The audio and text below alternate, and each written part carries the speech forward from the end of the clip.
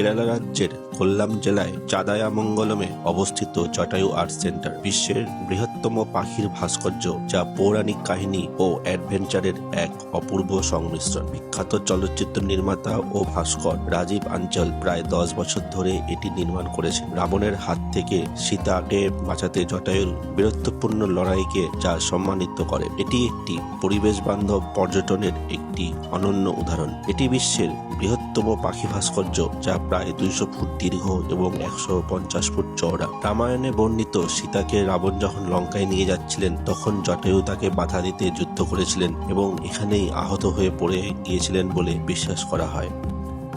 কেরালার তিরুবনন্তপুরম জেলায় অবস্থিত ভারখালা বিচ, যা পাপনাসম বিচ নামেও পরিচিত, অনন্য লাল পাহাড় বা রেড ক্লিফ এবং আরব সাগরের মেলবন্ধনের জন্য বিখ্যাত। এটি একটি পবিত্র স্থান যেখানে বিশ্বাস করা হয় যে এখানকার জলে স্নান করলে সমস্ত পাপ ধুয়ে যায়। এটি যোগা, আয়ুর্বেদ চিকিৎসা এবং নিরিবিলি পরিবেশের জন্য পর্যটকদের কাছে একটি প্রিয় গন্তব্য। অনন্য পাহাড় এবং সমুদ্র দৃশ্য উপভোগ করার জন্য একে কেরালার মিনি গোয়াও বলা হয়ে থাকে। তো চলুন শুরু করা যাক আজকে এই কেরালার আরেকটি পর্বে, যেখানে আমরা দেখে নেব জটায়ু আর্ট সেন্টার আর তার সঙ্গে এই ভারখালার cliff beach. Good morning friends, আজকে 13th of December 2025। এই মুহূর্তে আমরা আছি ত্রিবান্দ্রম। আজ সকালবেলায় আমরা ত্রিবান্দ্রমের থেকে টুয়ার্ডস চলেছি প্রথমে জটায়ু আর্ট সেন্টার এবং বিকেলবেলায় যাব ভারখালা বিচে। তো এখন ঘড়ির কাঁটায় বাজে সকাল 10:25। একটু লেট হয়েছে, 10টায় বেরোনোর কথা ছিল। আমরা প্রথমে যাব হচ্ছে এখানকার প্রথমে দুর্গা মাতা টেম্পল, সেখান থেকে যাব হচ্ছে জটায়ু আর্ট সেন্টার, তারপরে লাঞ্চ করে আমরা যাব হচ্ছে ভারখালা ক্লিফ সি বিচ। তো আপনারা চাইলে ভারখালাতে নাইট স্টে করেও আপনারা ভারখালার দিকটা করতে পারেন, আর না হলে এই ত্রিবান্দ্রম থেকে আপনারা গাড়ি ভাড়া করে নিতে পারেন। গাড়ি ভাড়া করে আপনারা ভারখালার দিকে যে সাইট সিনগুলো আছে সেইগুলো করে নিতে পারেন। আর ত্রিবান্দ্রম থেকে ভারখালার দিকে সাইট সিন করতে আমাদের ইনোভা গাড়িতে 7 সিটার যেগুলো ভাড়া পড়লো মোটামুটি 4,500 টাকা। তো চলুন পথ চলতে চলতে কি কি জিনিস দেখবো সবই আপনাদের সামনে তুলে ধরবো, দেখতে থাকুন পুরো এপিসোডটা। আর আমরা প্রায় কেরালার 60% এরিয়া কভার করে ফেলেছি, আর কিছু বাকি আছে। এইগুলো করে আমরা গডস ওন কান্ট্রি আমরা পুরোপুরি কভার করে ফেলবো মোটামুটি। তো চলুন দেখতে থাকুন পুরো ডিটেলস জানতে। বন্ধুরা, আমরা এখন এসে পৌঁছেছি আটাক্কুল ভগবতী টেম্পল। এই হচ্ছে চারপাশে পার্কিং এরিয়া, আর ভিতরে কিন্তু মোবাইল ফোন অ্যালাউ নেই, ফটোগ্রাফি অ্যালাউ নেই। চলুন ভিতরে যাওয়া যাক আর কি আছে দেখে নিচ্ছি। বন্ধুরা, আমরা এসে পৌঁছেছি আটাক্কুল ভগবতী টেম্পল। এই হচ্ছে মন্দিরের প্রবেশপথ, আর মন্দিরের ভিতরে ফটোগ্রাফি অ্যালাউ নেই। ভিতরের দৃশ্য দেখাতে পারছি না। আপনারা কিন্তু ত্রিবান্দ্রমে আসলে এই জায়গাটা অবশ্যই দর্শন করবেন, আটাক্কুল ভগবতী টেম্পল। তো বন্ধুরা, আমরা এখন এসে পৌঁছেছি জটায়ু আর্ট সেন্টারে। এই সামনে আছে এন্ট্রি গেট, এখান থেকে টিকিট কাটতে হবে। টিকিট কেটে ভিতরে ঢুকতে হবে। তো চলুন ভিতরে প্রবেশ করা যাক। তো বন্ধুরা, আমরা চলে এসেছি টিকিট কাউন্টারের সামনে, জটায়ু আর্ট সেন্টার। আর এখানে টিকিট হচ্ছে 325 টাকা করে পার পার্সন। আর এখানে টোটাল ডিস্টেন্স আপনাকে কভার করতে হবে 1 কিলোমিটার মতো রাস্তা, আর হাইট হচ্ছে প্রায় 1000 ফুট। আপনারা যদি হেঁটে যান, আপনাকে টোটাল 826টা সিঁড়ি কিন্তু অতিক্রম করে যেতে হবে এই উপরে। আর এখানে কি করতে হবে আর কি করতে হবে তার ডিটেলস এখানে দেওয়া আছে। আর তার সঙ্গে এখানে কেবল কারের ভাড়া, সেটাও কিন্তু এখানে ডিটেলস আপনারা দেখে নিতে পাচ্ছেন অন স্ক্রিন। তো চলুন আমরা এখান থেকে টিকিট কেটে নেবো। টিকিট কেটে এবার আমরা এখান থেকে ধীরে ধীরে যাব হচ্ছে উপরের দিকে। যদিও এই মুহূর্তে আজকে টিকিট কাউন্টারের থেকে রোপওয়ের টিকিট দেওয়া হচ্ছে না, তার কারণ হচ্ছে উপরে প্রচুর ভিড় হয়ে গেছে। সেই জন্য শুধুমাত্র উপর থেকে নিচে লোক নামানোর জন্য কেবল কার চালু আছে, আর কিছুক্ষণ পরে হয়তো আবার নিচ থেকে উপরে যাওয়ার জন্য কেবল কারের টিকিট দেওয়া হবে। তো চলুন আমাদের সময়ের জন্য আমরা এবার চলে যাব আমরা হেঁটে ওই জটায়ু আর্ট সেন্টারের উপরে একদম। বন্ধুরা, আমরা চলে এসেছি জটায়ু আর্ট সেন্টারে। জটায়ু আর্ট সেন্টারে প্রচণ্ড ভিড় দেখালাম আপনাদেরকে। ওখান থেকে টিকিট কেটে আমরা সিঁড়িপথে আর চলার পথ ধরে উপরের দিকে উঠবো। আজকে এই মুহূর্তে কেবল কার বন্ধ আছে, কেবল কার চালু হবে। কেবল কার চালু হতে সময় লাগবে মোটামুটি আরও 2 থেকে আড়াই ঘন্টা। যাই হোক, সময়ের অভাবের জন্য অতক্ষণ তো ওয়েট করা সম্ভব না, তাই আমরা হেঁটেই উপরের দিকে ওঠার চেষ্টা করছি। আর টিকিট আমি আপনাদের দেখিয়ে দিয়েছি। আমাদের হেঁটে যেতে 3 জনের টোটাল খরচা পড়লো হচ্ছে 974 টাকা, 325 টাকা করে। তো চলুন, এই হচ্ছে সামনের রাস্তা আপনাদের দেখাচ্ছি। এরকম সিঁড়ি বেয়ে আপনাদের ধীরে ধীরে উপরে উঠতে হবে। সঙ্গে যদি বয়স্ক লোক থাকে তাদের কেবল কারে যাওয়া ঠিক, আদারওয়াইজ এই পথে হেঁটে যাওয়া কিন্তু একটু কষ্টকরই হবে। টোটাল 825টা সিঁড়ি আছে আর টোটাল ডিস্টেন্স হচ্ছে 1 কিলোমিটার। এরকম মাঝে মাঝে কিন্তু ওয়াটার ট্রিটমেন্ট প্ল্যান্টও আছে, আপনারা চাইলে এখান থেকে জল খেয়ে নিতে পারেন। সিঁড়িও আছে, আবার এরকম পথ চলতি রাস্তাও আছে, এই সমান রাস্তা। আবার কোনো সময় সিঁড়ি বেয়ে আমাদের যেতে হবে জটায়ু আর্ট সেন্টারের একদম সবচেয়ে উপরের পয়েন্টে। তো বন্ধুরা, আমরা প্রায় 250 মতো সিঁড়ি ক্রস করে ফেলেছি। আর পথ চলতে চলতে সিঁড়ির এরকম কিন্তু জলের কাপ পাওয়া যাচ্ছে, জল রাখা আছে, আপনারা জল ওখানে খেয়ে নিতে পারেন। আর না হলে কাপে করে অল্প জল সঙ্গে নিয়ে আসুন, কেন যেহেতু ওয়াটার বোতল ক্যারি করতে পারছেন না, জল সামান্য রাখুন, মাঝখানে দরকার পড়লে খেয়ে নিতে পারবেন। আর নেক্সট যেটা ডাস্টবিন আছে, সেই ডাস্টবিনে এই কাপটা আপনি ফেলে দিতে পারবেন। তো বন্ধুরা, এই সিঁড়ি পথ দিয়ে আমরা উঠে এসেছি। এই পথ ধরে এই সামনে দেখা যাচ্ছে সেই জটায়ু আর্ট সেন্টার, ওদিকে পৌঁছাবো। অর্ধেকের বেশি চলে এসেছি। এরকম শেড দেওয়ার বসার জায়গাও কিন্তু অল্প অল্প করে রাখা হয়েছে। পথ চলতে চলতে হাঁপিয়ে গেলে এসব জায়গায় কিন্তু বসে রেস্ট নিতে পারেন। ওই উপরে দেখা যাচ্ছে জটায়ু আর্ট সেন্টারের কেবল কার স্টেশন, আর এই হচ্ছে কেবল কার। কিছুক্ষণ আগে বন্ধ ছিল, এখন উপরে লোক বেশি হয়ে গেছে বলে শুধু ওয়ান ওয়ে করছে, আর নিচেও কিছু ওয়েটিংয়ে ছিল, তাদেরকে নিয়ে যাওয়া হচ্ছে উপরে। আর এই হচ্ছে জাস্ট ভিউটা, just one step away from Jatayu art centre.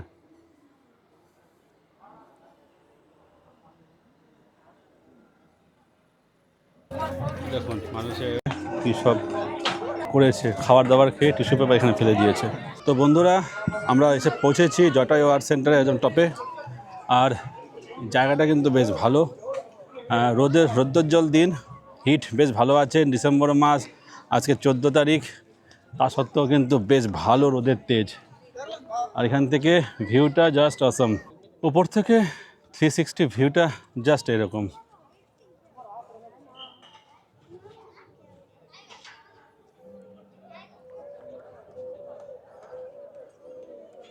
আর আমরা এই মুহূর্তে পৌঁছে গেছি জটায়ু আর্ট সেন্টার। আর এই হচ্ছে সেই জটায়ু, যার ইতিহাস আমরা শুনেছি রামায়ণে। সীতামাকে যখন রাবণ হরণ করে নিয়ে যাচ্ছিল, তখন জটায়ু প্রথম দেখতে পেয়েছিলেন যে রাবণ সীতামাকে হরণ করে নিয়ে যাচ্ছিলেন, এবং তখন জটায়ু রাবণকে বাধা দিয়েছিলেন যাতে সীতামাকে রাবণ হরণ করতে না পারে, এবং যথাসাধ্য চেষ্টা করেছিলেন। এবং শেষমেশ রাবণের তলোয়ারের আঘাতে জটায়ুর একটি ডানা কেটে ফেলা হয়। আর তৎক্ষণাৎ জটায়ু এই জায়গাতেই পড়ে যান। সেই জন্যই এই জায়গাটাকে একটি ঐতিহাসিক এবং পৌরাণিক স্থান হিসেবে বিবেচিত করা হয়, এবং এই জায়গাটিকে জটায়ুর স্থান হিসাবে রাখা হয়েছে। এখানে একটি রামের পদচিহ্নও আছে, সেটিও আপনাদের সামনে আস্তে আস্তে আমি তুলে ধরবো। আর এটা হচ্ছে জটায়ু রাম মন্দির। এখানে রামের ছোট্ট মন্দির আছে, তার পাশেই আছে ছোট্ট একটি হ্যান্ডিক্রাফটসের দোকান। আপনারা চাইলে এখানে কিছু জিনিসপত্র কিনে নিতে পারেন। আর এই হচ্ছে সেই রামের মন্দির। শ্রীরামচন্দ্র তার স্মৃতির উদ্দেশ্যে এখানে মন্দির তৈরি করা হয়েছে। আর তার সঙ্গে যে গল্পটা আছে, জটায়ু কিন্তু এখানেই তার শেষ নিঃশ্বাস ত্যাগ করেছিলেন রাবণের সঙ্গে যুদ্ধ করার পরে। তো এটা হচ্ছে সেই রামের পদচিহ্নের জায়গা, যেটাকে বাঁধিয়ে রাখা হয়েছে। রামের পায়ের ছাপ এখানে পাওয়া গেছিল। বন্ধুরা, আমরা এখন এসে পৌঁছেছি জটায়ু আর্ট সেন্টারের একদম টপে। এই যে দেখা যাচ্ছে যেটা, এটাই হচ্ছে সেই জটায়ু।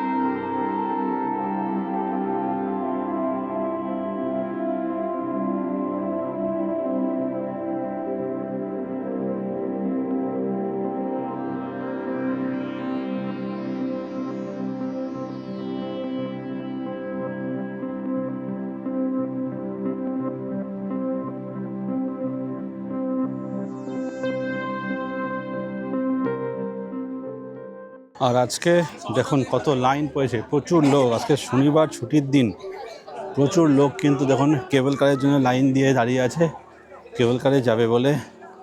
তো আমরা যেহেতু যেভাবে এসেছি ঠিক সেভাবে আমাদের আবার ফিরে যেতে হবে।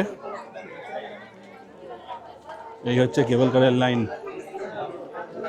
আর এর ভিতরে একটি মিউজিয়াম আছে, মিউজিয়ামে কিন্তু ভিতরে কাজ চলছে, যার জন্য এটা বন্ধ আছে আপাতত।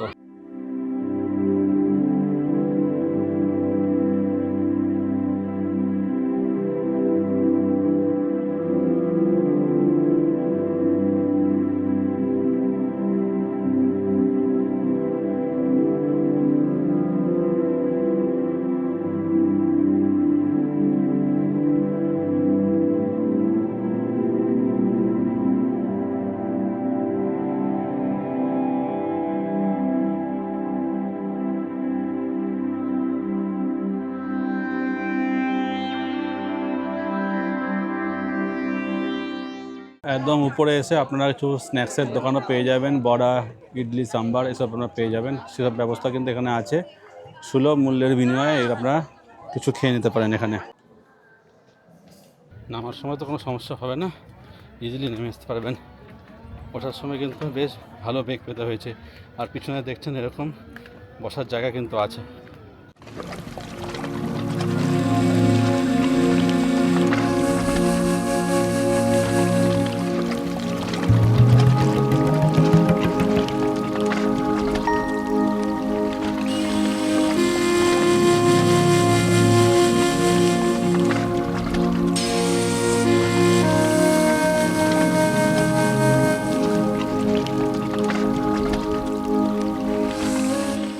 বন্ধুরা, এই মুহূর্তে এসে পৌঁছেছি ভারখালাতে। ভারখালার পার্কিংয়ে দাঁড়িয়ে আছি। আর এই পার্কিংয়ের ঠিক উল্টো দিকেই হচ্ছে এখানকার বৈশিষ্ট্য ক্লিফ বিচ। তো ক্লিফ বিচের ঠিক ওপরের পোর্শনে এখন নামছি আমরা। সামনে মার্কেট, ভারখালা মার্কেট, আর তার সাইড দিয়ে একটা সিঁড়ি আছে, সেই সিঁড়ি দিয়ে আমরা নিচের দিকে নামবো। তো চলুন সেই পথে এগিয়ে যাই। এটা হচ্ছে পার্কিং এরিয়া। পার্কিং এরিয়া থেকে এদিকে এসে চলে যাচ্ছে ক্লিফ মার্কেট। আর তার ঠিক ঢোকার আগেই বাদিকে হচ্ছে এই হচ্ছে সিঁড়ি। এই সিঁড়ি বেয়ে নিচে নামতে হবে আপনার বিচের উদ্দেশ্যে। তো চলুন আমরা প্রথমে আগে বিচের দিকে যাই। গুড আফটারনুন ফ্রেন্ডস, এই মুহূর্তে আমি আছি ভারখালা বিচে। ভারখালা বিচে এই মুহূর্তে বিকেলবেলা সূর্য আস্তে আস্তে পশ্চিম আকাশে ঢলে পড়ছে। আর তার সঙ্গে আজকে শনিবার ভারখালা বিচে কিন্তু প্রচুর ভিড়, প্রচুর জনসমাগম হয়েছে। আর পিছনে দেখতে পাচ্ছেন যে প্যারাগ্লাইডিং হচ্ছে, সে দেখা যাচ্ছে। আর তার সঙ্গে জায়গাটা কিন্তু অপূর্ব।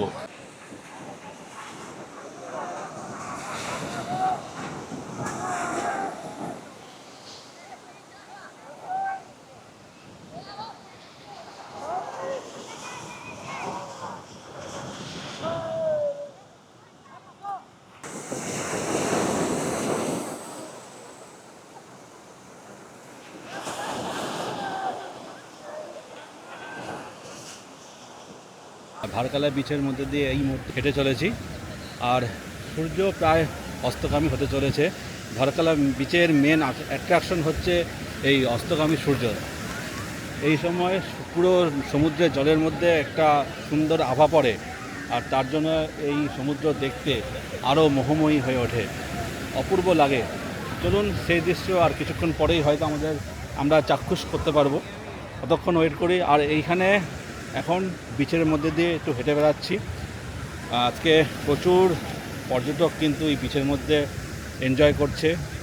এর মধ্যে বিদেশি পর্যটকও আছে প্রচুর। আর তার সঙ্গে আশেপাশে বিভিন্ন ধরনের অ্যাক্টিভিটি আছে, প্যারা সি গ্লাইডিং আছে। আর তার সঙ্গে স্পিড বোট এখন দেখতে পাইনি। আর আশেপাশে সুন্দর ছাতা খানানো আছে, তার মধ্যে এনজয় করছে, সানবাত নিচ্ছে কেউ। আর তার সঙ্গে প্রচুর বিদেশি কিন্তু এই জায়গাটায়, বিশেষ করে বিদেশিদের জন্য একটা ভালো জায়গা হচ্ছে এই ভারখালা সি বিচ। তো চলুন দেখাচ্ছি আপনাদেরকে। একদম বিচের পাশ দিয়ে হেঁটে চলেছে। সামনে হচ্ছে ক্লিফ, আর এই সামনেও একটি সিঁড়ি আছে উপরে ওঠা নামার জন্য। আর এই হচ্ছে ভারখালা বিচ। সূর্য প্রায় যেতে চলেছে।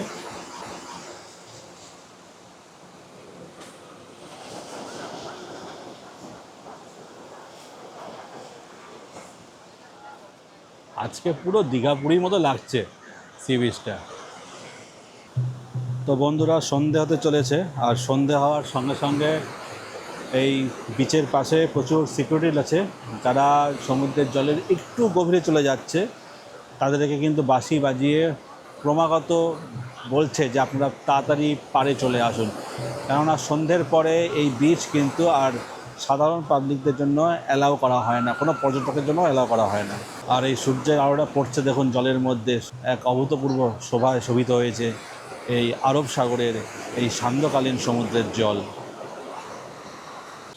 আপনারা যারা ভারকালাতে প্রোগ্রাম করবেন অন্তত একটা রাত ভারকালাতে থাকার চেষ্টা করবেন, কেননা এখানে বিকালবেলায় দেখলাম প্রচুর ভিড়। সকালের দিকে যদি আসতে পারেন বিচটা কিন্তু অনেক ফাঁকা থাকবে, আর সেই সময় এই প্রাকৃতিক সৌন্দর্য আপনাদের চোখে কিন্তু আরও ভালোভাবে ফুটে উঠবে। তো এবার তো ভারকালাতে নাইট স্টে করতে পারলাম না, ইন ফিউচার যদি কোনো দিন সম্ভব হয় ভারকালাতে অবশ্যই একবার নাইট স্টে করব, আর সকালবেলার যে প্রাকৃতিক সৌন্দর্য সেটাকে ফিল করব। তো আপনারা কিন্তু ভারকালাতে আসলে অবশ্যই কিন্তু ভারকালাতে একটা নাইট অন্তত স্টে করবেন, যাতে সকালের ভিউটাই শান্ত, নিরিবিলি এবং সুন্দর প্রকৃতিকে এনজয় করতে গেলে সকালের ভিউটা আপনাদের কিন্তু অবশ্যই দরকার।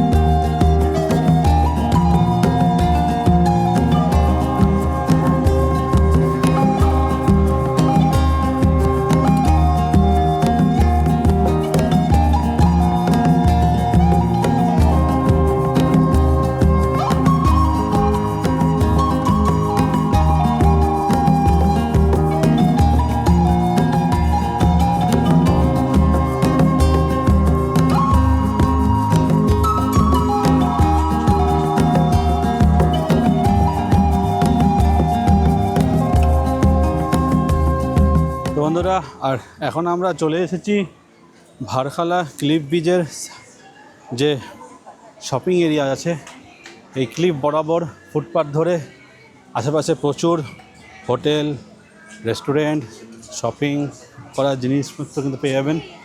দেখুন জামা কাপড়, ব্যাগ, আর সমুদ্রের জলে নামার জন্য সেই ধরনের ড্রেসও কিন্তু আপনারা এখানে পেয়ে যাবেন। আশেপাশে রিসর্টও আছে কিছু।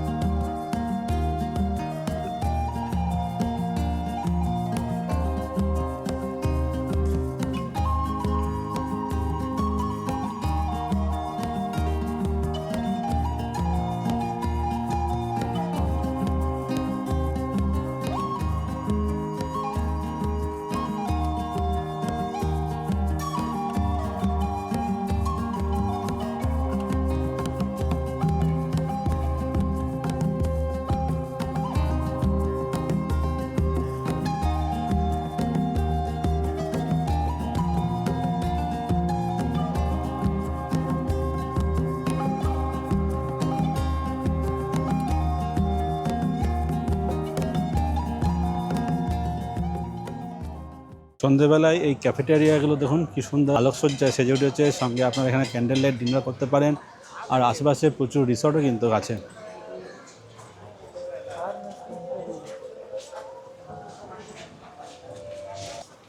Hilltop beach resort, AC, non AC, C view rooms, phone নম্বর, রুমস, প্রচুর রিসর্ট কিন্তু এই ক্লিফ বরাবর কিন্তু আপনি পেয়ে যাবেন। আর তার সঙ্গে রেস্টুরেন্ট তো আছেই, আর প্রচুর জামা কাপড়ের দোকান।